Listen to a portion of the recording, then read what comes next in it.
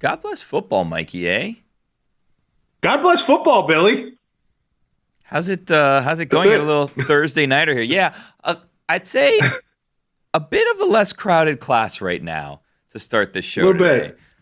I think Stugotz was celebrating Thursday Night Football a little bit too much. Hey, Aaron Rodgers, you have a quarterback, Mikey. It's a thing. Yeah. Billy, since we've been doing God Bless Football, you've only seen me with Zach Wilson as my quarterback. I am so excited for you to see me with a quarterback because I don't know what it looks like. Well, here's the thing, and I'm going to tell you why I'm not excited, is I get you guys in the off seasons, and you're pretty obnoxious, having done absolutely nothing. So now that you have a quarterback and you may start winning games, granted, you beat the Patriots.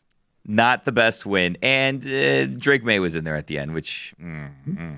Yeah, but Billy, the Patriots beat us 15 straight times. Yeah. So, beating the Patriots, while the Patriots are not nearly as good as they have been, is still a big thing for a Jet fan because they won 15 in a row. We hadn't beaten them at home since 2015. Yeah, but this 2015. This is like the kid that now has grown up and beating their parent at basketball and is like, you used to beat me so much. It's like, yeah, but you're obviously so much better now. By the way, fun episode we have today.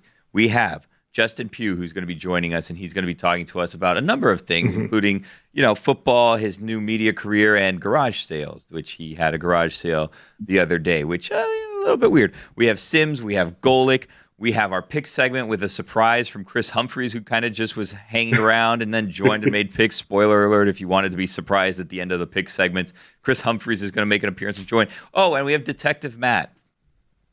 Who's Detective Matt, you ask? It's just a police officer. Gordy needed some Wi-Fi. Spoiler alert, he pulled into a police station. Detective Matt was there. For all our viewers and listeners, play a little game right now with yourself and ask yourself, who do you think Chris Humphreys is with in that pick segment? Because you might be wrong. See if you can guess. It's a fun game. By the way, fast forward to the end. God Bless Football is presented by Smirnoff. We do game days. Please drink responsibly. The Smirnoff Company, New York, New York. Mikey, in all seriousness, Thursday Night Football, it wasn't a close game. The Jets did look good. Aaron Rodgers did look good. I feel like at the end of this week, you guys may be tied for first in the AFC East. With the Tua injury, we know he's on the IR. He's going to be out a while. You guys could go on a little run here. Billy, we should. We got the Broncos on 10 days rest, and then we go to London to play Minnesota before our first real test when we come back and play Buffalo on Monday night. But they need to win the games they should and not have a Jets type season where they all of a sudden lose a stinker to Denver. Yeah. I mean, even after the Bills, you have the test, you have the Steelers and the Patriots, which should be 2 more wins. It's shaping up to be a nice little season for the Jets. I know we were joking, we were laughing about 13 wins, 14 wins, but the playoffs are a real chance. I mean, and obviously we're reacting to a Thursday night football game against the Patriots. And I don't want to be Robert Saleh here, who Aaron Rodgers went up and told hey, calm down. We're up 7-0, which by the way, incredible visual. Incredible visual because I think it perfectly encapsulates where they are on the football spectrum. The hierarchy. Exactly yes. Right. Where Robert is just looking for any minor W's that he can get, and Aaron is dude, act like you've been here before, which you haven't, but act like you have. Also, I hate you. Also, shut up and do the defense because it needs to get better. Yeah. Yeah. By the way, Allen Lazard, I've always wondered this, and I don't know why I'm mentioning this now. I don't understand those shirts and what they're made of and how the fabric of a shirt can stretch 15 yards without breaking. It's the most incredible material there is on earth. Most of my shirts stretch 15 yards, but that's for a different reason. It's one of the funniest things. It's now the banner for the Jets Twitter handle where they made it like he's standing on the 20 and Allen Lazard is scoring, but the shirt is stretched that far. Yeah. Breece Hall also had a touchdown, which, by the way, I don't know how he was available. Well, Breece Hall pick up in my fantasy league this week, which was great. Wait, what? Yep. How is that even a thing? Some of the leagues I'm in, Not the best. I had a league where my wife was the second overall pick, and she took Travis Kelce, and I was like, okay, this is going to be one of those leagues this year. So I picked up Breece Hall, got me some fantasy points yesterday, and here's the sad news, though. While it was good for us, you can't take Breece Hall in our weekly fantasy contest with DraftKings. And if you want to participate in that, you can go to dkng.co/Smirnoff. It's a $3 buy-in. Last week, Mikey, I think I told everybody on Monday, I won. It was impressive. I finished in 5th place. I won like $125, which now that you know, I think I'm going to have to declare on my taxes. But you get to pick all of your players from the 1 o'clock games, the 4 o'clock games. You compete against us. Me, Mikey, Stugotz, some other people from the show. Tony's in there. Jeremy's in there sometimes. It's a fun little time had by all, but it's just the Monday 1 o'clock and 4 o'clock games. So, again, Breece Hall, not available. You can't take him in fantasy this week, unfortunately. I saw one player that I saw what they were going for, and I was like, oh, I'm definitely buying that player. Yeah. I can't tell you who, but it's a quarterback, and he drives a car. Real quick, before we move on to our first guest, Braylon Allen, huh? Not too bad. He's a thing. He's a thing. You guys got pieces in New York. Pugh, how much weight have you lost since you stopped playing football? Well, it's also I dropped weight when I got on Cliff Kingsbury's offense, and we were going, no huddle and up tempo on the ball. But I played last year 10 pounds heavier than I am right now. What do you miss most about the NFL? I know you're off doing some exciting stuff, and we'll get to that in just a second. But in terms of playing, like I was watching Jason Kelce last night, and he was emotional, and part of that emotion was, oh my God, I no longer play football. I am going to be a fan, a spectator for the first time in my life. What has the transition been like for you, and what do you miss most about playing in the NFL? I miss the guys. I miss the locker room. I miss going to the team dinners, just, bullshit with the guys and having fun. That was the one thing. The camaraderie is what I love the most. And then the competition. There's nothing like finding out how good you are at something. Put your hands on somebody and find out, can you stop them from moving you against your will? And that is those are the two things that I'll miss the most, the competition and the camaraderie. It's pretty cool what you're doing. Every Thursday this season, the current NFL free agent will be traveling to respective hosts on Thursday nights, and you're trying to find the best fan base out there. So you have gone to Kansas City and I think Miami thus far. I know it's not Miami. Kansas City shows up to games, those fans 6 hours before the game, and Dolphin fans show up to games 2 hours late. So what was your experience with the Kansas City fan base? The Kansas City fan base is amazing. If you want to know what heaven is, just get out of your car at a tailgate in Kansas City and smell the barbecue in the air. Like, that is what heaven is. Those fans were tremendous. They're standing the entire game. They're doing the chop. They're doing the chants. They had the B-2 bomber flying over. It was it adds to the allure of the experience when they're coming off a Super Bowl win. That was an incredible experience. Then you have a game that went down to the wire. Conversely, we go to Miami, and that game was over at halftime. Unfortunately, didn't get to see the best of the Miami fans because a lot of them were leaving after halftime. The Tua injury completely sucked all the air out of the building. It was a pretty somber third and fourth quarter, I will say. What time did you get to Kansas City for the tailgate? Because we got there also. We had a hit at the stadium at 7 a.m., and found that there were cars that had already been parked there since 8 p.m. the night before. So how early did you get there trying to get into the game? We got there a little bit late because we went to Joe's Barbecue, which I don't know if you guys tried while you were there, but it is unbelievable. So we went there. Some of you did. There you go. Perfect. Guess which one? So I went. Well, I was trying to put on weight. I was trying to get myself ready to go. Went and tried the barbecue. So we got there about 4 hours prior to the game, and we had trouble finding parking in the tailgates. Crazy, right? Listen, it's going to be hard to find a fan base more passionate than the Kansas City fan base. I feel like you found your winner week one. I mean... It's a bucket list trip for sure. I grew up in Philadelphia. We're going to Philadelphia for a Thursday night game. Those fans get crazy. There's videos circulating of the Cleveland Browns getting out there the night before to get into their municipal lot. So there are definitely some fan bases out there. The Bills don't play on Thursday night this year. They represented in Miami. Green Bay is another one that comes to mind. So we might not get to every fan base this year, but it doesn't mean that we're stopping after this year. I think we're on to something. You can check out his show, Net Worth with Justin Pugh. It's part of the Athlete Podcast Network. You can check it on YouTube, Twitter, or X, I guess, TikTok, Instagram. Is this something, I guess it's not a focus of yours, obviously, while you're playing. You're not thinking of these things, but this is something I guess that like as fans or like people covering the game, like we don't really think about and we kind of take for granted. It's like this is something that you haven't been able to do for probably like 20 years of your life. Like you haven't actually been able to be a football fan. So when you're playing, do you wonder, like by seeing, like driving in and seeing fan bases and stuff, like, wow, this seems like it would be fun. This seems like a cool thing to do. Like this is something I want to check out when I'm done here. Yeah, that's exactly why we did it. When I'm driving into a lot of these stadiums, they're flipping us the bird. They're throwing stuff at the bus. We're interacting with fans. Like even live in games in Seattle, I've had times where I've gone back and forth with the fan in the stands. Las Vegas, when Kyler Murray scrambled around and we beat them in overtime, 3 seasons ago now. I remember I ran right up to a fan after. I love interacting with the fans. It's what I've always done while I played. So I think this is a great way for me to get involved with the fan bases. You know, they're what makes our game great. And that's where I want to shine a light on. A lot of these fans, I had one on my show, license plate guy from the New York Giants. He spends a massive amount of money following the team around every year. And it's guys like that I want to shine a light on. And that's what makes this thing happen. That's what makes the energy electric. And that's why we do what we do on the field, because of the fans. So a lot of athletes, when they finish, they want to go into the media and they just kind of cover the games. How did you decide that you wanted to do more of the sports business aspect of it?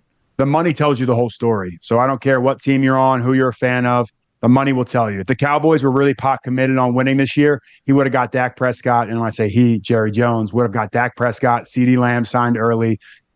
But he's telling you he's going to sign guys that are 36, 37 years old, expect them to be able to stop the run, and that's just not the case. Like, it's just the money tells you the story of what's happening. When we ban the hip drop tackle, when we increase protection of the quarterbacks, yes, we care about the health and safety of players, but we care about, people tuning in on a Thursday night with their star player on the field. And I've always, I was a finance major in college, so the money always was very imperative to me. And it's why we play this game. Players trade their health for money. That's like the underlying basis of NFL football. And that's something that was always a part of what I loved about it. And, I negotiated some of my contracts with the Cardinals there towards the end. I negotiated with Joe Shane last year on my deal with the Giants alongside my agent. I didn't do it by myself, but I love that side of the business. What's the most glaring thing you see studying the money that maybe the average fan doesn't see when it comes to the NFL? Like, what's something you see and you're like, they just don't see that this is what they're trying to do? So I'm going to give you the two ends of the spectrum. Not the Miami Dolphins, sorry. The Dallas Cowboys are the cheapest team in football. They spend the least amount of money of any team in football. They are the best talent evaluators and drafters. Will McClay, the player personnel, Jerry Jones, Stephen Jones, they can draft. They just don't spend the money when it comes time to pay those players. And typically they let those guys either walk, or a guy like Tyron Smith sign a 10-year deal, signs a team-friendly deal. Conversely, the Cleveland Browns spend the most money in the NFL, and that's why they were able to get to the playoffs last year with a guy like Joe Flacco, because they have all the talent around them and they can make up for poor quarterback play. Comparatively, the Cleveland Browns spend $50 million more a year on their roster than any team in the NFL, Crazy. Which is just crazy. If they just hit on a quarterback in Deshaun Watson, the Cleveland Browns should be a shoo-in for the playoffs every single year. That takes ownership. That takes the general manager doing things and buying into the right way. The Philadelphia Eagles probably have had the most success with that strategy. And it shows in games that are tight and they're close. When you have more talent and larger amounts of depth, it pays off in the long run. What is the best piece of business advice you have gotten? Who'd you get it from? My uncle, when I first got drafted, he handles my money, and he said, money's like soap. The more you play with it, the less you have. So athletes, get really good at not investing. Don't invest in anything. Put your money into the treasuries, put your money into a money markets account, just follow the Vanguard. Don't invest. If athletes got really good at that, we would save a lot more money. Why are athletes not better at that? Because you try to take care of the people that took care of you. So it ends up being an investment in a cousin's car wash, a bar, a concept that doesn't make any sense. You're not doing any due diligence on them. It's more of just like, oh, you helped me, here's some money. Oh, you were my coach when I was growing up, here's money to start a business you want to start. Athletes don't get into the best deals because they don't have access. They don't have that infrastructure in place. So if your first contract, all you do is say no, that's the best thing you can do. And then as you progress, start to find guys in the locker room like Larry Fitzgerald I found here when I was in Arizona. Follow Larry Fitzgerald, follow a vet in the locker room that's been doing it at a high level, and ask him if you can look at deals that he's getting into. That's how you start to progress in the NFL, and you start to level up your network, because you don't have a network when you first get drafted. So did the people around you know that's just kind of the approach you were going to take, or did you have like uncomfortable conversations with people where like, you know what, like third cousin, I don't love you. You're getting nothing. It was tough conversations for sure. I mean, you want to help people and you want to help your direct family. And I would never tell a guy not to buy a house for his mom, but maybe we rent that house to start. Maybe we rent her an apartment in a nice neighborhood instead of getting her a house that has all the bills and the mortgage and all the things that come with home ownership, as you know, most of our listeners probably are aware of, or at least experience in some capacity. I made mistakes in my first year. We kind of set out a plan of like, we know we're going to treat this signing bonus like you're never going to see another dollar for the rest of your life. So the signing bonus will not be touched. And luckily I was a first round pick. I had some off the field money I was able to live off of, and I made mistakes. I went out into the bars into New York City and got the bottle service, or I had the Amex card and I used it. When you have no limit at 22 years old in New York City, you're going to make mistakes. And I learned from them, and I looked back and we went over the budget after the year, and I realized that it just isn't sustainable. But I had good infrastructure in place. I had an uncle that was in the business for 30 years that was able to, provide those guardrails. And that's where I think a lot of guys get in trouble. Do you, so from the way you're describing it, I would say that you're like money conscious, right? Like you wouldn't describe yourself as like cheap or thrifty, but what is like the cheapest thing that you do? Like you're not a coupon person, are you? We had a garage sale at my house the other day. Oh, Lord. Oh, boy. Why? What are you, My father-in-law did it. I didn't want to do it. We were just going to donate everything. Right. But like we had a bunch of old stuff, and my father-in-law was like, no, we're doing a yard sale. So I had a yard sale while I was doing my ESPN hit on Sunday, covering the games from 1 to 4. My father-in-law had a yard sale. Pugh, you made $54 million. I mean, yeah. Are you ever too good to have a yard sale? I honestly just like conversing with people early in the morning. Right. You just did it to make friends. Yeah. Look, it's the same reason I'm going back to the fan base, the neighborhood, the community. It's what it's all about. You were just lonely. He's a lonely guy. Yeah, did you haggle? It's a great question. Were you haggling with people, Pugh?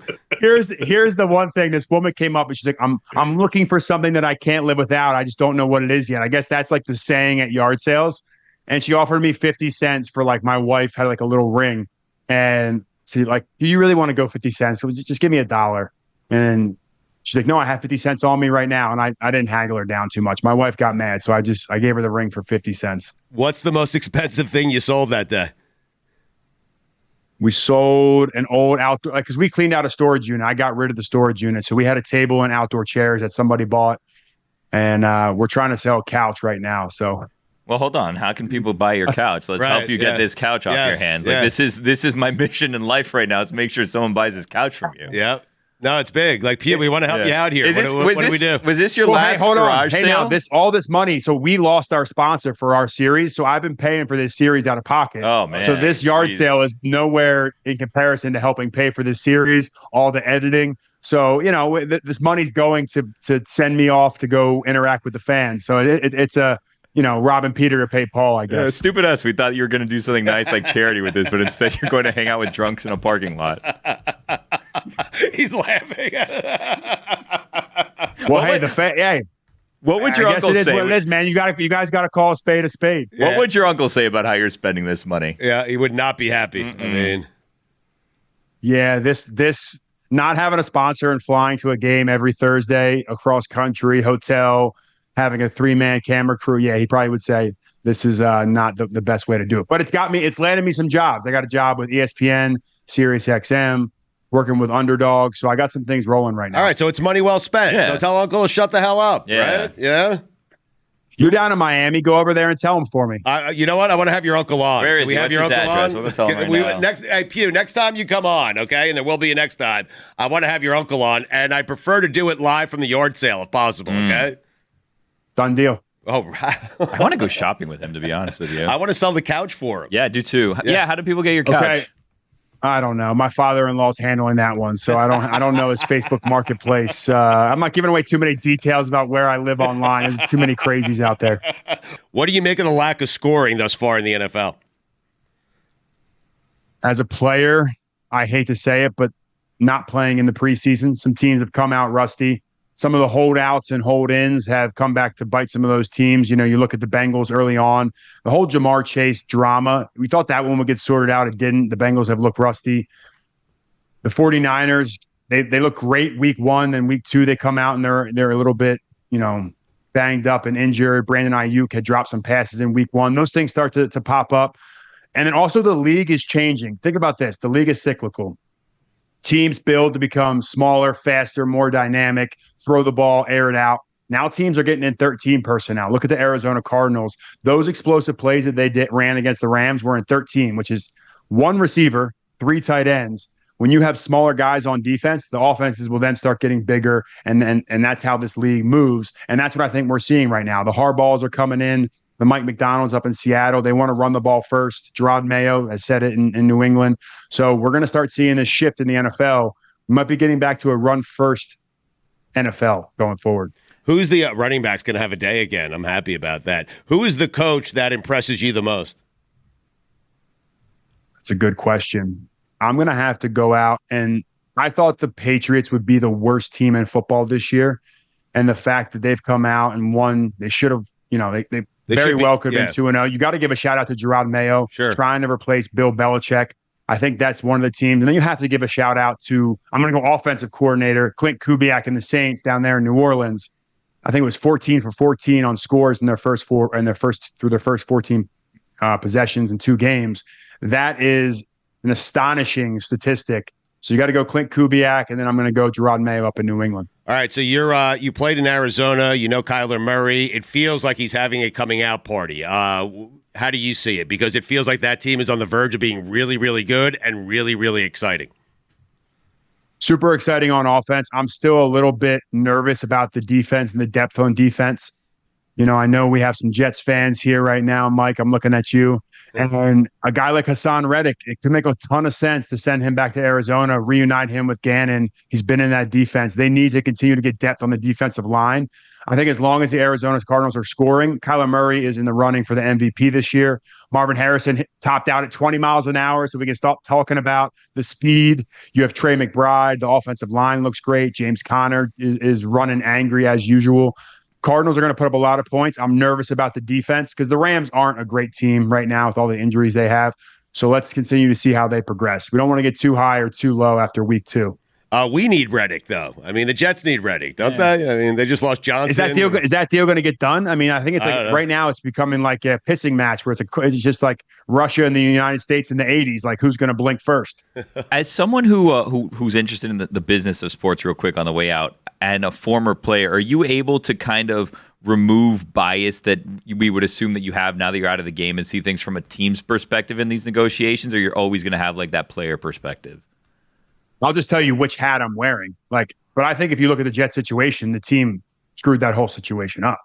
Joe Douglas, I don't care if a player says, yeah, I'm willing to get a deal done. If you don't have something in writing, why would you ever trade for a player making $14 million when his cohort, like the guys in his cohort, Nick Bosa is making $35 million, and think he's going to be happy and just show up and play? He asked for a trade from Philly. So like that one, I see the player side of it. From the Bengals, I can see why they wouldn't want to sign Jamar Chase to a long-term deal. He's got 2 years left on his contract, so I can see the team side.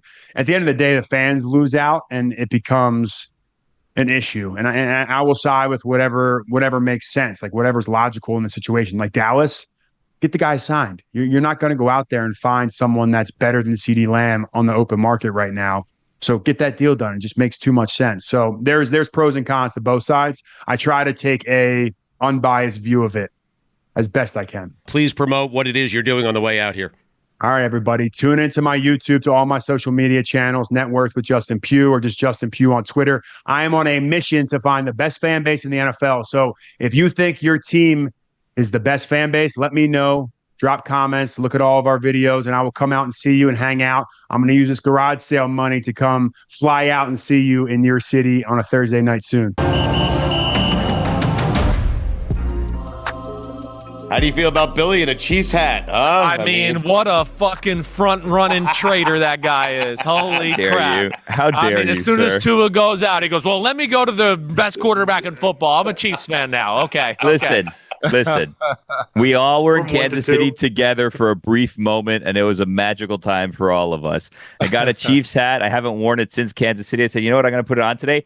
And I'll tell you what, Chris, as soon as I sat down and turned on the Zoom and Stugotz and Mike Yank can attest to this, I go, this does not look right. Like, this looks completely off. I don't like this feeling. It feels dirty. I mean, there it is. Oh, there it is. There it is. I have to go back, I think, unfortunately. Okay. Yeah, you Sounds look good. better in blue than red. You're too white to wear thanks. red, so it just doesn't match well with you.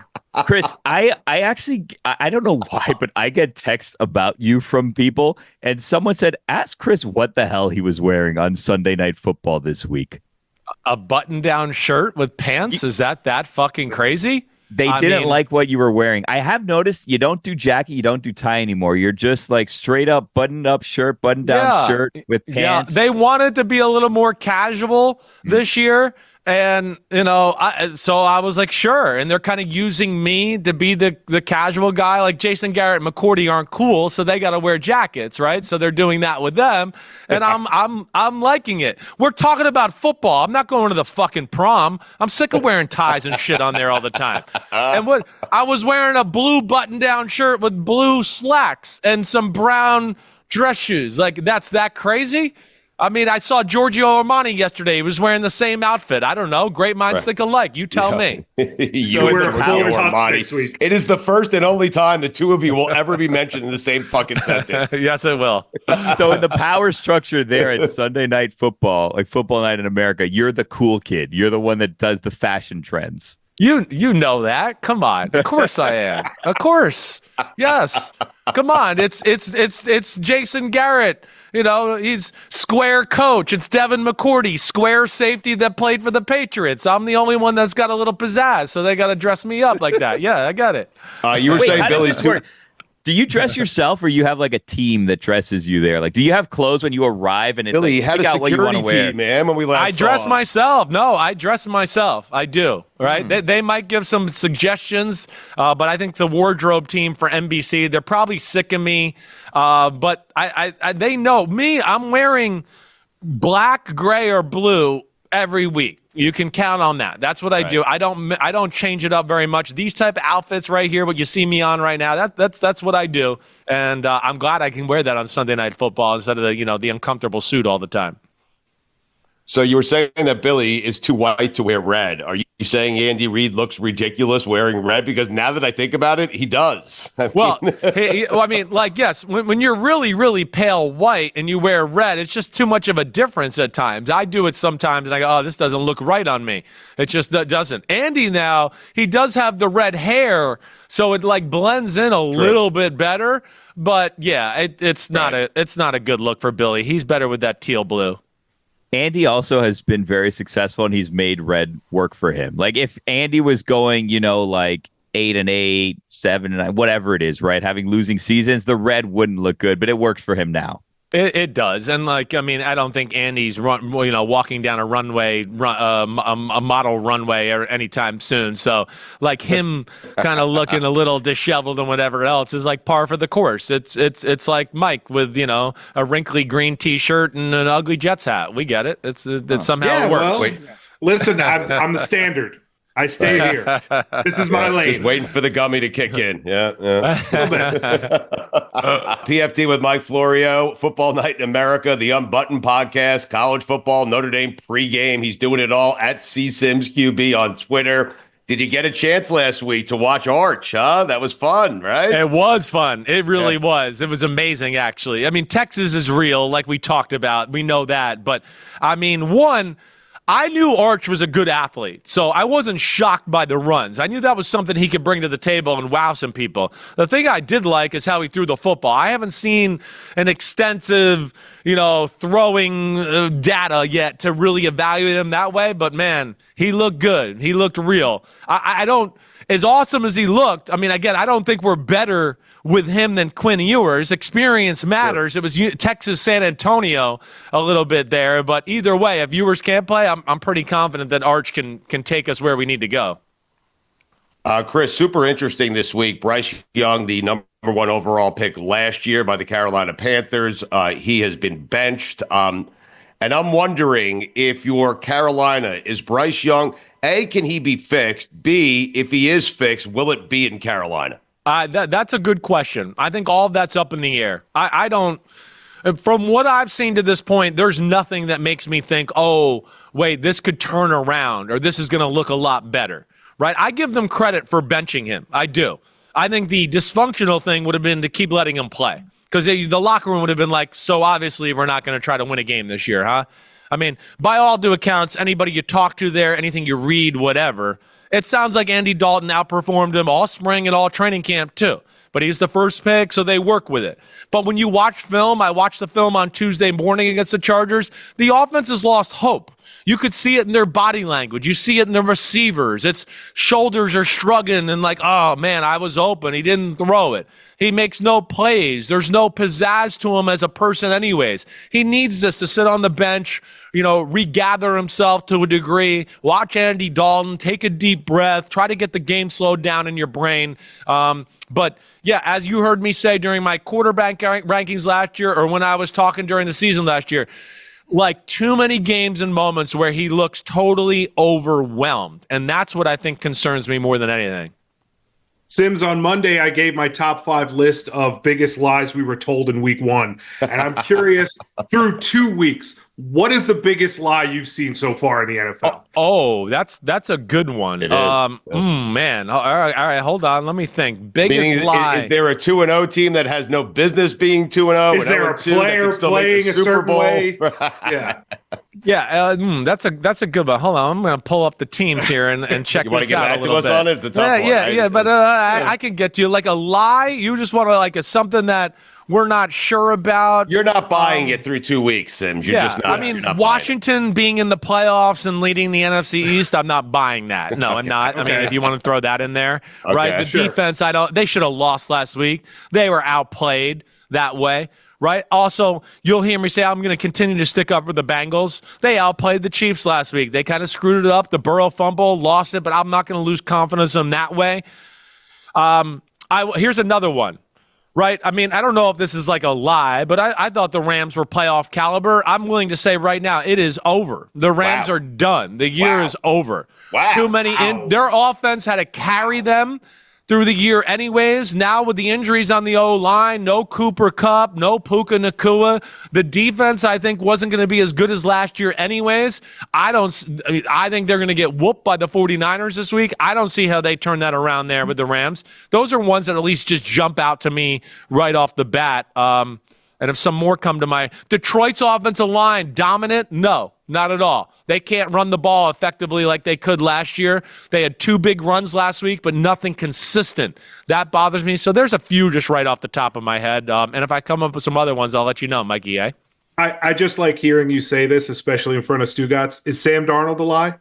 Oh, shit. Sam Darnold, well, to me, I've been a defender of what he is. So for me, he's not a lie. No. Sam Darnold's damn good. As I said before the year, I think the potential of that offense to be better than it was with Kirk Cousins is a very real possibility with Sam Darnold. He has more talent than a guy like Kirk Cousins, right? So he's got to play, but you're seeing there's some special things about his game now that he's got a little help around him. Sims, real quick, back to Bryce Young for a second, because Baker came out and he defended him and said, his story is not done here. Yeah. We see someone like CJ Stroud who comes in and he sets the league on fire. He's the real deal, obviously. He's great. We're only 2 weeks in. Caleb hasn't looked great. Bo Nix hasn't looked great. Jaden Daniels hasn't looked great. Then you see guys like Jordan Love. You see guys like Michael Penix who are drafted and they're not started right away. Does it take like a special person? I guess, is there a difference when you're evaluating talent coming out of college and you say, this is someone that's going to start right away and this is someone that's has the talent but needs to kind of wait a couple years and kind of figure it out beforehand? And is CJ Stroud, I guess, in that category? Like, can he be fixed sitting behind someone else and watching and learning? So who be fixed? You mean Bryce Young?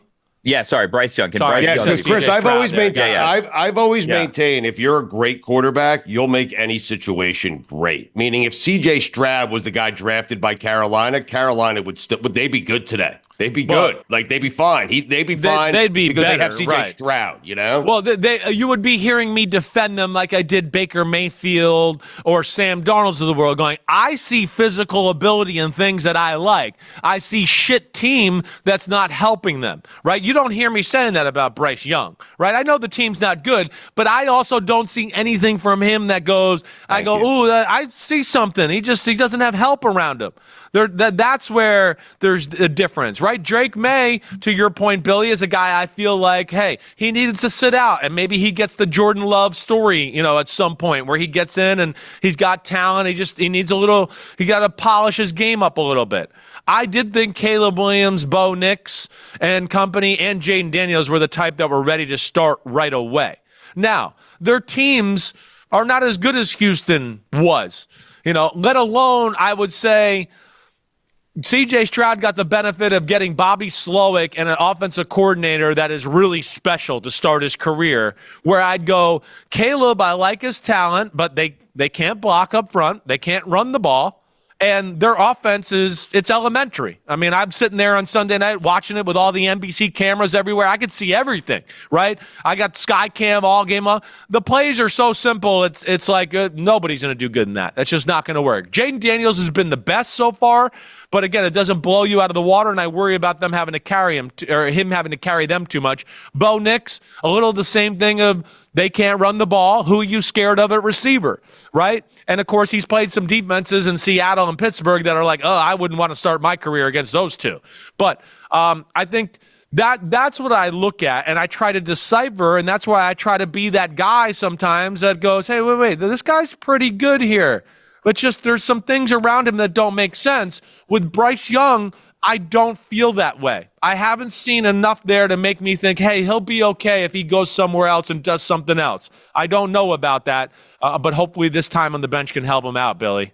Do you think someone like Mike McDaniel, because a lot of people are saying with Tua now out for 4 games on the IR, we have no idea what his future is going to be. Do you think someone like Mike McDaniel could fix Bryce Young? Yeah, well, yes, he could definitely fix him. But this goes into the other part of the things you hear me say all the time. Everybody's going to look good in Miami. Everybody.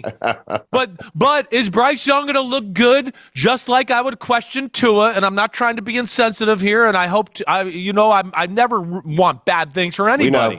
Yep. But my thing is, just like what we saw the other night. Oh, it's a defense again. They know how to defend McDaniel's tricks, and if it's not a wide open just track show, okay, Bryce Young, I'm going to have the same questions I have with Tua. The game gets tough. You got to throw the ball in the tight windows. Can he do that? I don't know if he can. I have not seen enough there yet. So he looked better in Miami, but, I mean, I would be scared to trade any real assets for Bryce Young at this point. I would want to see more altogether. You mentioned Tua. We didn't really talk about him very much with you last week. Obviously, he's out now on the IR. He's going to be out a number of weeks. You faced obviously a serious injury in your career that was, described as life-threatening. Right. The conversation with Tua, especially now that he's had so many concussions, is should he continue to play? Everyone has an opinion. He should retire. He should do that.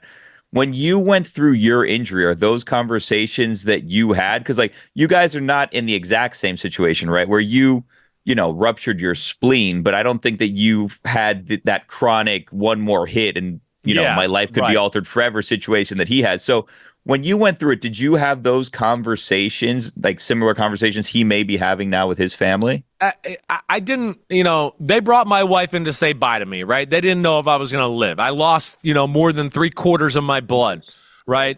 So that was it. But when I made it out of surgery and I'm okay, I did not have those conversations. I was kind of like, first off, I'm a dumb meathead from New Jersey, right? So, and I love football. So there was nothing that they couldn't take me out of the game that day, even though I knew something was fucked up, right? And I was like, wait, I play football. This is what I do. It's the price of business. And I lost my spleen. I can't lose it again. So I'm good in that department. That's kind of what I thought. So I never got into that type of conversation. Now, it was a long haul and a struggle for me to get healthy and get back right and all that stuff, but it never was like, oh, should I retire? This is different. It is the head. It is quality of life, right? And I'm certainly not going to tell a grown man what I think he should or shouldn't do. That's up to Tua, and it's a tough decision. And again, I know he's a competitor like me and a meathead like me to a degree too, where he's just like, wait, I want to play. This is what I do, right? So that's where it's tough.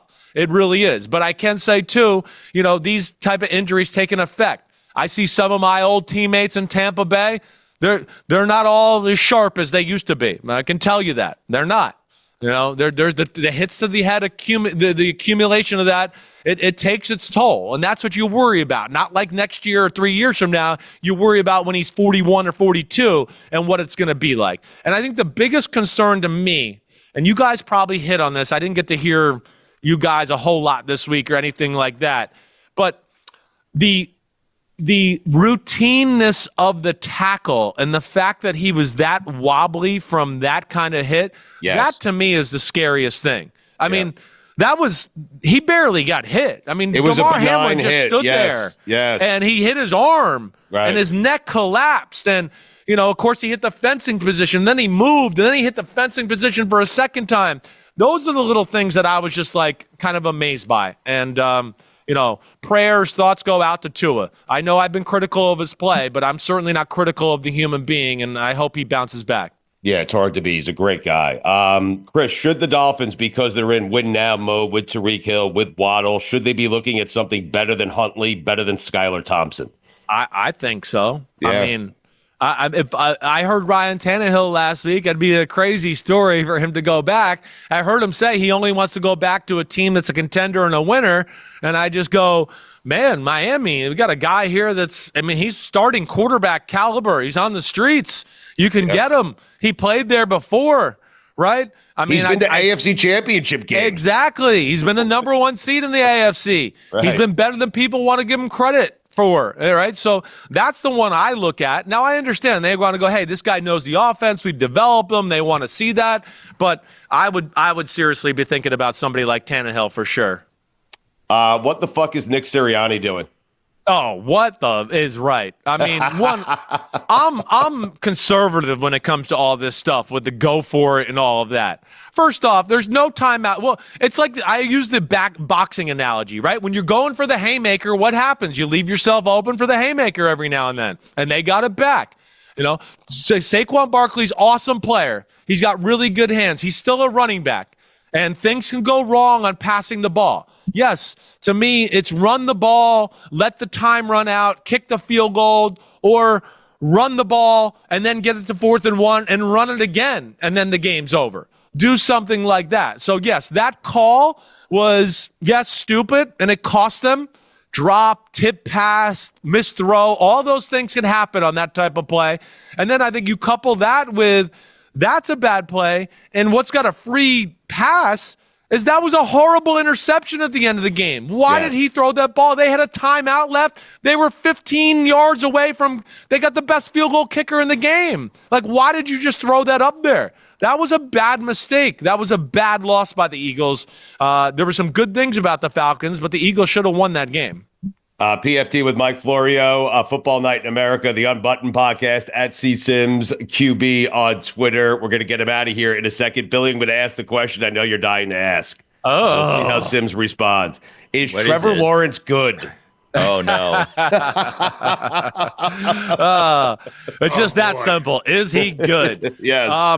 I do think he's good. I do. Do I think he's great? Certainly not. I'm not going to say that, right? The one thing I like about I'm trying to pull up their game here. The one thing I like about Trevor Lawrence that I've seen through 2 weeks is a little bit more fire in his game, in his personality. He is yelling at guys and getting on guys a little bit. So there is something there to be had too. Now, hey, that's a tough defense last week. We know Cleveland, it's hard to look good all the time. And I don't love Jacksonville's offense. All right, that's my problem too. You've heard me say this last year. I do think it's a little simple. I do think it's a little too West Coasty. I do. And that from that standpoint, yeah, I worry about them when they play defenses that are really well coached that way. But no, I don't. He is good. It's just good is where it's at right now until proven otherwise. Are you buying the Saints being this good? Yes, I am. I am buying it. Yeah. Wow. Well, okay. Here's the defense has been good. Dennis Allen's a hell of a defensive mind. They got a pretty good secondary. They might not have any stars on the defensive line, but they got a lot of good and they got a lot of depth. So that's the good thing. And they got size. So the defense is going to be formidable. The offense, Stugotz, it's my favorite thing in the NFL through 2 weeks. I love the Saints. I've said this on my podcast. I can't believe it. Derek Carr, I got on him a lot last year for being Charlie checked down and being a little too quick to get the ball out of the pocket when the walls were collapsing or whatever else. But he's different. He's more aggressive. You're seeing an offensive line that they have there that is really good, Stugotz. Really good. And Kamara is still good. And then Taysom Hill at fullback, the Taysom Hill, Alvin Kamara combo in the backfield is every bit as good as McCaffrey and Juszczyk with the 49ers. So they're going to be able to pose some problems with people as they continue to extend this playbook with matchups. And then they can run the ball, and they're aggressive in the pass game. Kubiak has brought some of that Shanahan unbelievable play action pass stuff to their game. And yes, I'd say watch out for the Saints. I got them beating the Eagles this weekend in a close one because that Eagles defense, they scare me. It's not looked good so far in 2 weeks. Well, he's going to be a head coach next year, right, Kubiak? It seems like. I mean, Kubiak, Bobby Slowick, right? Ben Johnson. Those are certainly guys that you look at to look like they're, in the driver's seat to be big time offensive, let me get them to be our head coach type of guys next year. You're right about that, Stugotz. Chris, last thing for you. I saw you tweet about this, Brian Flores. What does he do against Kyle Shanahan, and why aren't, because he's so great. His defenses are great against that offense, and why aren't other teams copying exactly what it is that Flores is doing? It's hard. It's hard to copy it's like, why doesn't everybody copy Shanahan? Well, because, he's special, right? He has an ability to not only be creative, but be sound within that creativity. It's not just like, hey, we're going to blitz 5 guys over here, and we're just going to leave this side. Who cares? If they run a play over there, we're screwed. Oh, no, we're unlucky, right? They don't. So he's able to be creative within being sound at the same way, not getting exposed anywhere. And then what he does and is annoying, Shanahan's the ultimate code cracker, right? He breaks the matrix. He gets into a game and he starts to go, wait, they're playing me like this every time I get in this formation or in this personnel set. And then he starts to go, okay, I got them now. They're doing this, and now I've cracked the code. Watch out. Zoom, boom, boom, boom, boom, boom, boom. And all of a sudden you're like, shit, it's the greatest show on turf. Holy crap, right? He can't do that. Flores does a great job of mixing things up. Flores takes away a great play caller like Shanahan who wants to call 2 plays in the huddle, right?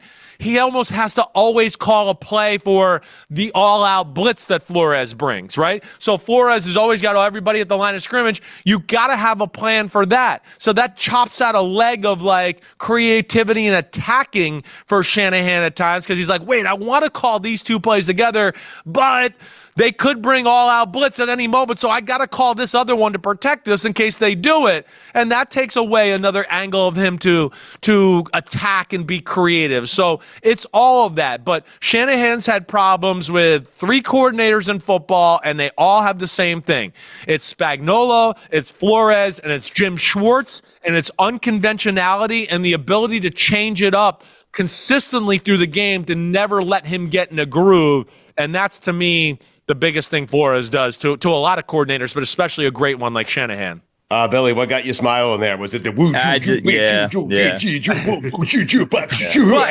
Shanahan gets it going. It's just like, reverse screen, run up the middle, play action. Whoa, holy crap, wide open. I mean, so that's what we're used to seeing, and he can't get that going with Flores because Flores. And I say this about a lot of defenses in football, and I think a lot of them are doing this now. With some of these offenses, you can't sit back and just go, we're going to be simple and play it sound, right? Like the Jets did against the 49ers in week 1. Yeah. You can't do that. You got to attack them a little bit, right? If you just play sound against the Dolphins and Mike McDaniel, he's going to figure that out and tear it apart. You got to give him some things to go, oh, I want to call this, but I'm afraid they're going to do that. Oh, I want to package these plays together, but they keep doing this and I can't do that. And that's what some of the best defensive minds in the sport are doing right now to these offenses. All right, he's the best in the business. He's a fashion icon. PFT with Mike Florio, Football Night in America, Unbuttoned Podcast at CSimsQB. On Twitter. We appreciate it as always. Anything for Billy on the way out here? You got anything? I mean, just fuck you, Billy. And I'm excited to see the Patriots and Jets. I think it's going to be a close one. I think Mike Yeh is going to be squiggling in his seat, and he's probably going to have to pop another gummy to calm his stress levels down in the third quarter. So Patriots I'm plus expecting a good 6.5 one. already taken. Patriots plus 6.5. By the third quarter, he'll be on his third gummy. I mean, Jesus Christ. Yeah, so it'll all be good. It'll all be good, but I'm excited for that, and it should be a good game. All right, you have any college stuff this weekend? Oh yeah, we got it's Big Ten Saturday night. We got Iowa, Minnesota, and then we got Notre Dame and Miami of Ohio earlier than that. So I'll be in the studio all Saturday. Tune in to watch me on NBC. All right, so your weekends start now. Actually, I just thought about that. Drinky, smoky tonight. Hardcore. Here we go. All right, buddy. Enjoy the weekend. It's going to be a fun weekend. Ton of good games in the NFL, including yours, Chiefs and Falcons, on Sunday Night Football this week. Chris, thank you, buddy. Of course, guys. See you guys. Have a good weekend. All right, man. Thank you. See ya. Thanks, Chris. At some point, I'm going to have to bring your wife on, dude. Oh, I know. We should.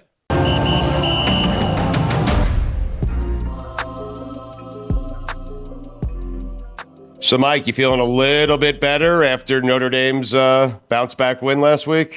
I feel better, but it's going to take a while now for the fans. For the players and the coaches, you move on. It's like you have to put that game, behind you and move on. But as fans that go week to week, and that's what I am now, you get that big win and you're just like, God, you let that one slip away. Because, again, in week 2, big teams played smaller teams and got away with close victories. And I thought Notre Dame would do that. But you just wonder if it's going to sting them down the line.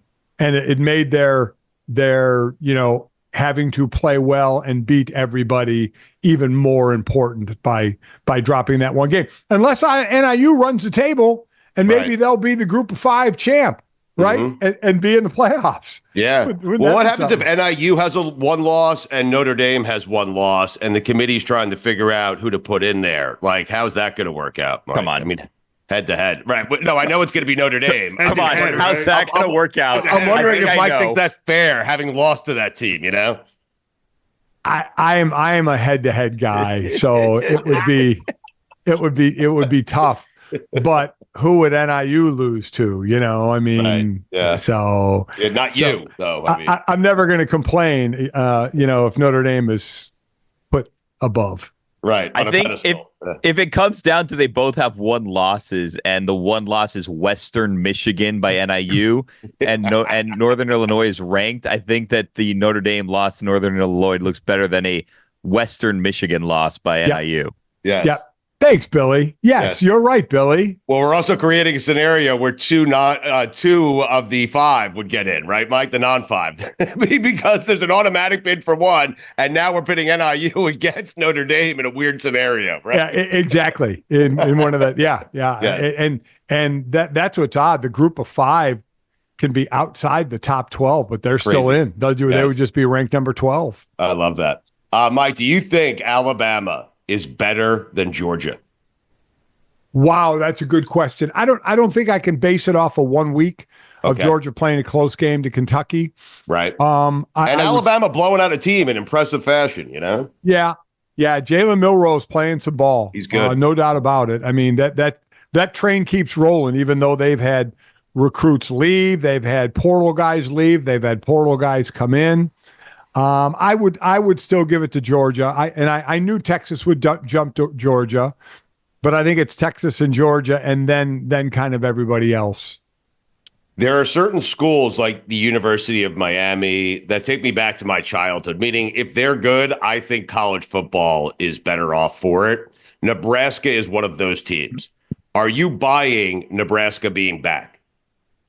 I mean, to the extent they're back, yeah, they're in the top 25. So, yeah, I'm Right. buying that they're back. This kid's a really good quarterback, but they have more of a complete team around him. It's not just all reliant on the quarterback. So are they back to win the Big Ten? I don't think to win the Big Ten, but the arrow is pointing up on what Matt Rule had. So it's going in the right direction. Like we talk about NFL teams that we don't think are playoff ready, but they're going in the right direction. The thing with me in the rankings right now is I look at 5 through 8, and I see Ole Miss, Tennessee, Missouri, Miami. And that's a foursome. These are really good. With Jackson Dart, we're leading passing yardage in the country, and the Tennessee Josh Heupel's offense is just putting up. Now they haven't played anybody yet, but just putting up a ton of points. Missouri is a complete team, and Miami, the U is definitely back, led by Cam Ward. So that's an interesting. Now, 3 of those are obviously SEC teams, and 1 is the ACC, and Miami should definitely be winning the ACC. So the other 3 are obviously in a tougher conference. Tennessee does play Oklahoma this week. Yes, they do. Oklahoma, I don't know how much I buy in. Their O-line has been reshuffled through the year. I don't think they can keep up with Tennessee. I'll be honest. I like Tennessee in this one. All right. Looking forward to next weekend. We have Alabama and Georgia coming up. Yes. So it's going to be so much fun. Such a great weekend. Mike, I'm interested in, because you're a former Eagle, and I know you care about that franchise a lot. If you can kind of take us through what you were thinking as Nick Sirianni blew that game last week, and what you think Nick Sirianni's future is with Philadelphia, because Belichick is just roaming around that stadium. So when you say blow the game, they ran what should have been a successful play had the running back not dropped the football. Right. The game was over. Yes. I mean, I know they were talking about analytics. Should you run the ball? The bigger question, because that play should have worked. And I know they say, well, a handoff, you have a better chance. You don't have a chance of an incomplete pass, and the clock stops and all that. That play worked great. That play would have been a first down. That play should have ended the game. So now you can question after that play, should he have gone for it on 4th and 3 instead of the kick and field goal and going up by 6? My son Mike and I were discussing that, and his thought was, if you go up by 6, the team that's down and getting the ball with a minute something to go is playing purely for a touchdown. They're going balls out for a touchdown. But if you say went for it on 4th down and didn't make it, and you were only up by 3, then the team that's down 3 is kind of just playing for a field goal and getting a field goal, maybe tying it and sending it to overtime. My thought is on these analytics, I don't think take into consideration how the game has gone. This was a low-scoring game. Atlanta had kicked 3 field goals and had 1 touchdown. It wasn't like it was a 35-32 game where you're like, whoever has the ball last is going to score a touchdown, and that's going to be it. This was a low-scoring game.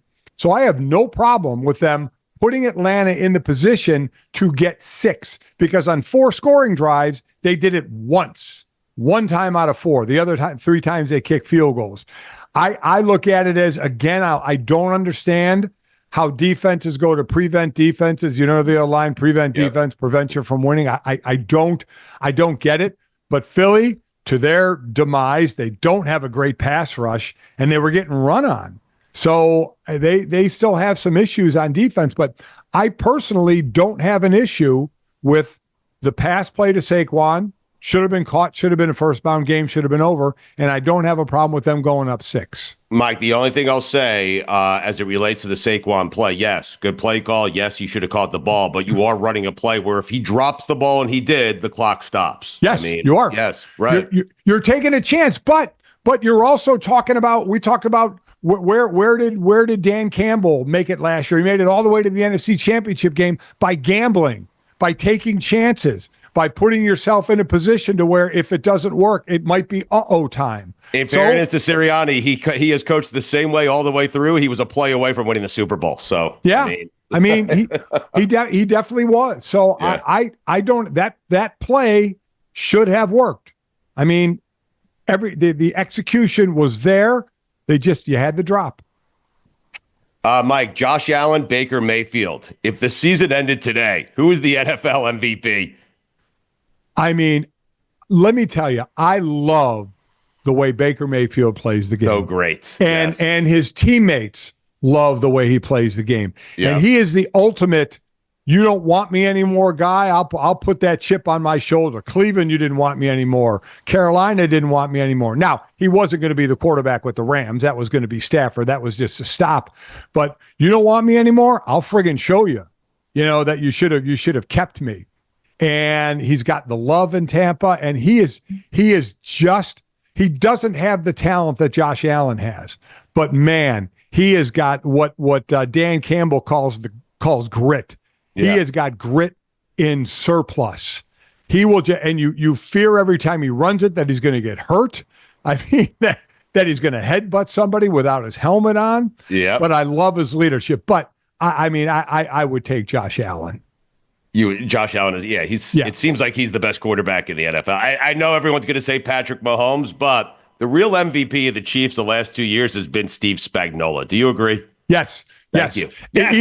Even to the point where Patrick Mahomes said he was mad this off, and they won the Super Bowl. And he was mad because their offense was a Midland type of an offense, or not the offense. I shouldn't say Midland. They were still a really good offense, but not the offense he was used to having. The offense that usually leads Kansas City. It was the defense that led Kansas City. And even though they won the Super Bowl, that just ate up Patrick Mahomes, man, yeah.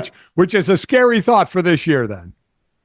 Speaking of the Chiefs, how big a loss is Pacheco, considering they were playing defense and running the ball? I mean, they beat the Bengals and Mahomes threw for like 151 yards. Like, how big is Pacheco to this offense and him being out?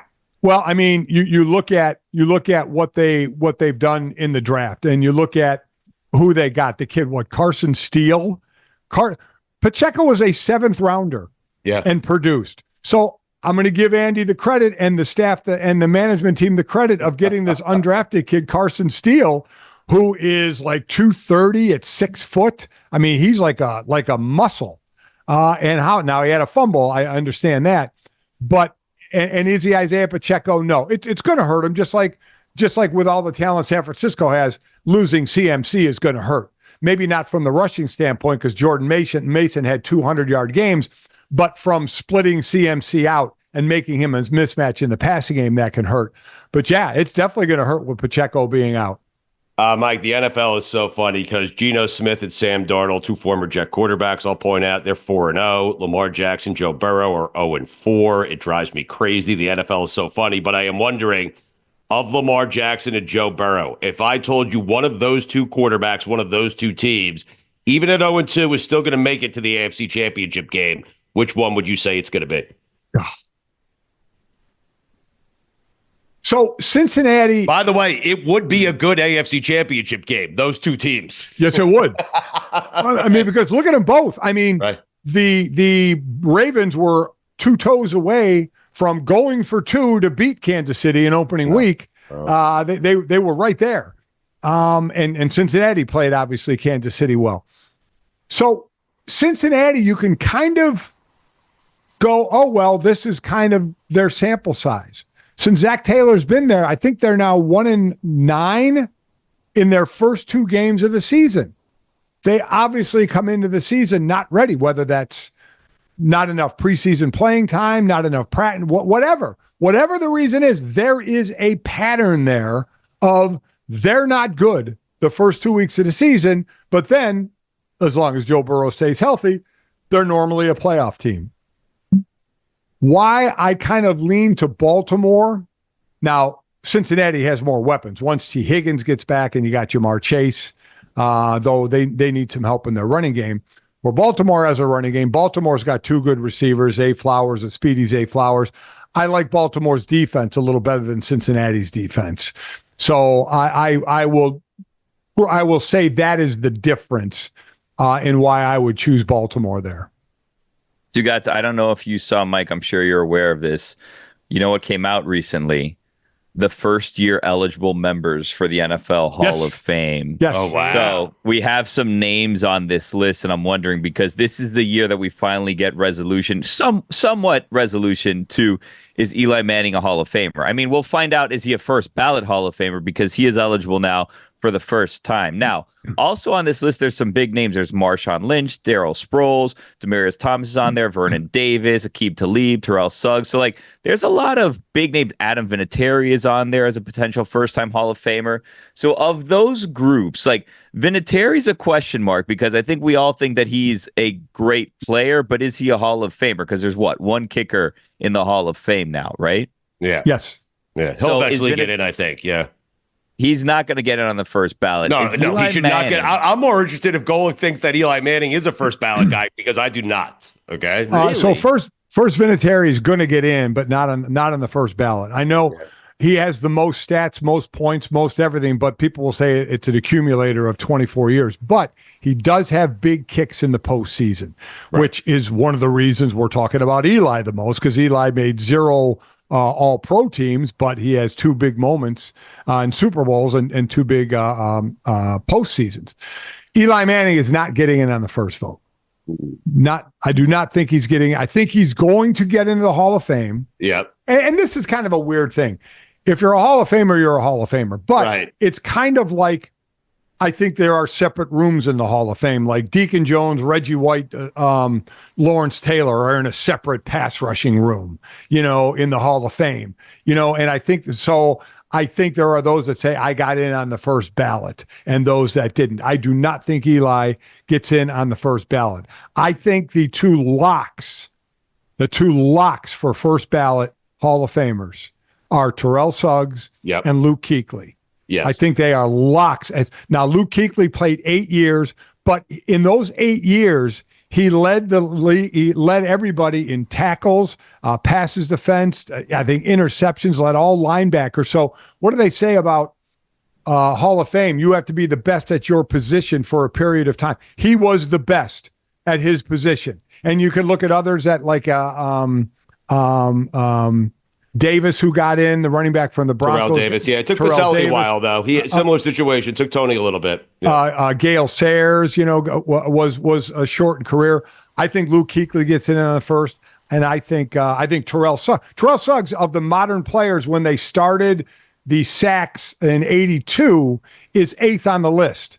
There are players behind him who are in the Hall of Fame, who have less sacks than him, and every player above him is in the Hall of Fame. He should be a first ballot Hall of Famer. Kuechly should be a first ballot Hall of Famer. Marshall Yanda. Now, there might be a little bit of a line at the guard position, but I think Marshall Yanda has a chance. I think Earl Thomas has a chance. The Legion of Boom, with Cam Chancellor and Richard Sherman and Earl Thomas. Amazing. Earl Thomas was the glue of that Legion of Boom, of how he played.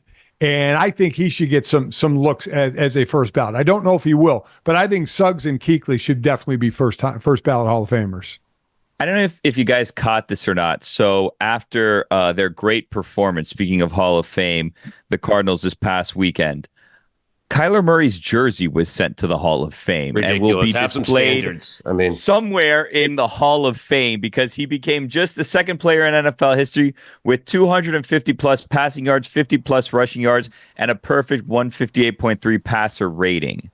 So somewhere there's a wing, there's a bathroom, there's something where this jersey of Kyler Murray's is going to be displayed in the Hall of Fame. Too much? Okay. I mean, it's a room I'm not going in. I can tell you that much. Cool for him. I mean, I would go in the room and look at the accomplishments and say, wow, but I didn't know that was put a jersey in the Hall of Fame worthy. Yeah, it's a waste of Great would room. it be to put him in stalls, like Is- jerseys is- like that, in a few bathroom stalls. That's what I'm saying. It's a great game. Look at what he did that day. Great game, and again, only the third player to do it. Great Week 2 of accomplishment. regular week season. two. Who Do it cares? in the postseason. And I don't just mean Kyler's jersey. Others that they do this for, I'm kind of wishy-washy on that. I have a quick question for you, Mike. If you had one thing, one moment, one game, one anything from your career that was sent to Canton to be part of the Hall of Fame, what might it be? Wow. Me? Yes, Yeah, like of this, course, similar Mike. to this, like one good performance. Here's like, shoelaces or something, whatever. Mike, you were a great football player who played in a ton of big games. All right, great was a stretch. You were a very good football player, okay? I didn't. I didn't do anything worthy of sending anything to the Hall of Fame. Well, though. some people would say that about Kyler's jersey this past week. Like, Well, why that not was put a that way in big. there? When you're only the third player in the history of the league to do something, I was never the third player in the history of the league to do anything. Oh, I'm sure Or the- you were. Good or bad, I'm sure. Yeah, I was Listen, going to say good listen, or bad. You got to Did qualify. your with that. cleat ever touch Reggie White's cleats? I mean, how about that? I helped him up. I could be in the Hall There of it Fame is. if there are pictures of Reggie and me helping him up. Or I like could be in the play. I was notorious for getting to the quarterback a second after Reggie sacked the quarterback because the whistle blew and the O-line stopped and I kept going. Mike would have had Maybe we- 150 sacks if not for that Reggie White. Not for Reggie and Clyde and Jerome getting in the way. I'd have had so many sacks. Maybe we get like a helping hand wing or something that's Yeah. dedicated to like charitable efforts and like Yeah. your hand take. That's my hand. That's my hand. Exactly Love right. that. Exactly right. Exactly. So good, Billy. Wait, Billy, I thought you were going to object to Eli Manning. Like he No, said, I'm there's a just special- wondering what you. No, but what you Eli guys should be think. in the room where, hey, I'm 2-0 against Brady in Super Bowls. That room. Yeah, that room. the only one. the only one. That's true. He is the only one. So good. Gojo and Golic. Check him out 8 to 10 a.m. every day on the DraftKings Network. LeBron James joining you today. That is big. Go check it out, huh? Yeah, that's it's a pretty big thing. Very, very, very interested in that. Yes. Yes. Well, you know what happened. We did it, so we'll go listen. But Yeah, but it was- Go yes, go listen. That's Yes. my tease. Go Right. listen. It's really good. Yes. Good job out of you. Thanks. You don't need to when it's LeBron James, you don't need to tease. You just say LeBron James. LeBron That's- James. That's exciting, Mike. You have a game this weekend? I do. I am again Sunday night. I am going to Atlanta where the Chiefs are visiting. Chiefs wow. and Falcons. All right, So well, we will see how they go with their first game without Pacheco at the running back and Carson Steele as the main running back. All right. Say hi to Chiefs MVP Steve Spagnuolo for us, okay? There you go. Will All do. right. All right. Thank you, Mike. You got it. It is time for this week's edition of STU-YA-GOTZ presented by DraftKings Sportsbook. Stay tuned because you'll hear more about DraftKings and all it has to offer throughout the show. DraftKings, the crown is yours. College football week 4, 4-2 last week, 12-10 on the season. Not terrible, not great. Blaine Gabbert. Here we go. Syracuse, I told you, sneaky good team. And they're a sneaky good team. They're at home taking on Stanford. That's a long trip for Stanford. I'm taking Syracuse here. They are -8. I am taking Syracuse to win the game by 14 points and cover at home. Illinois at Nebraska. Nebraska is back. Illinois pretty good as well. Nebraska's an 8-point favorite. Buy it up to 8.5. I'm taking the Illini here. Nebraska wins. Illinois covers. Nebraska by 4 points at home. Army -6.5. They're taking on Rice. They're 6.5-point favorites. Buy it down to 6. No one walks into Army's house on a Saturday and beats them. I mean, a lot of people do, but no one does. Army by 14 points at home over Rice. And, of course, we here at God Bless Football, thank you for your service. Coastal Carolina +4 ticket on Virginia. Coastal Carolina getting 4 points at home. They win. They cover. They win the game outright. They win by a field goal. Louisville taking on Georgia Tech. Louisville is an 11-point favorite. Georgia Tech, scrappy. That's all I got. Louisville, by a full point. Buy it down to 10. Louisville wins by 14 points at home. USC at Michigan, a game that should only be played at the Rose Bowl. They're playing it at the Big House. What is happening? I'm confused. Listen, when something doesn't feel right and I'm confused, I take the favorite. I always do it. I'm 17-0 when I do it. USC -5. I'm teasing. USC by 10 points over Michigan on the road. Oklahoma State, Utah, undefeated teams. Big game. Oklahoma State at home, -2.5. They win, they cover. Oklahoma State by 7 points at home. Florida State, they have to win a game, right? They have to. They're taking on Cal, who has traveled 19,000 miles in the last 2 weeks alone. Made up stat. I'm taking Florida State. They win their first game of the year. Florida State by 6 points over Cal at home. Tennessee, talented team, really good, -7. They're at Oklahoma. Big game. 2 undefeated teams. Oklahoma is getting 7 points. Tennessee is favored by 7. I'm taking Tennessee here. The Volunteers buy it down to 6.5. Tennessee wins by 10 points on the road. BYU +6, taking on Kansas State. Now, I mean this. No one walks into Provo, Utah on a Saturday night and walks out alive. Sorry, Kansas State. BYU, they cover. They win the game outright. BYU by 3 points at home over Kansas State. NFL, week 3, 3-5-1 a week ago, 8-8-1. I'm the Jeff Fisher of sports gambling. Let's get to the games. Bucks -6.5, taking on the Broncos. Bucks have been so good the first couple of weeks. Broncos, not so much. Buy it down to 6. Bucks win, they cover. The Buccaneers by 13 points over the Broncos. Chargers, Steelers, Tomlin, Harbaugh. What a game. Chargers +1.5 at Pittsburgh. I'm taking the Chargers here. They win, they cover. The Chargers by 4 points over the Steelers. Texans at Minnesota. There's no bleeping way Sam Darnold's this good, and if he is, I hate the Jets. Jesus Christ. Texans -2 at Minnesota. I'm taking Houston here. The Texans win, they cover. The Texans by 10 points over the Vikings. Colts -1, taking on the Bears. I have the Colts winning and covering. The Colts by 6 points over Chicago. Seattle -4.5, taking on the Dolphins. Buy it down to 4. I'm not believing in Skylar Thompson. No, I am not. I do believe in Geno Smith. God, I hate the Jets. Seattle -4. They win, they cover. Seattle by 8 points over the Dolphins. Falcons +4, taking on Kansas City. Sunday Night Football. Falcons not going to win the game, but they're going to cover. KC wins by a field goal. Falcons get the cover. Monday night, 2 games, a pair of Monday Night Football games, 2 Monday Night Football games, cutting it up. How about that? Bills -5, taking on Jacksonville. Trevor Lawrence, enough. Bills win, they cover. Bills by 10 points at home. Bengals -7, taking on Washington.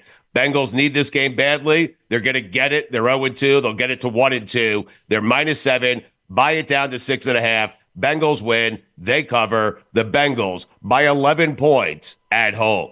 Those are the picks, everyone. Good luck.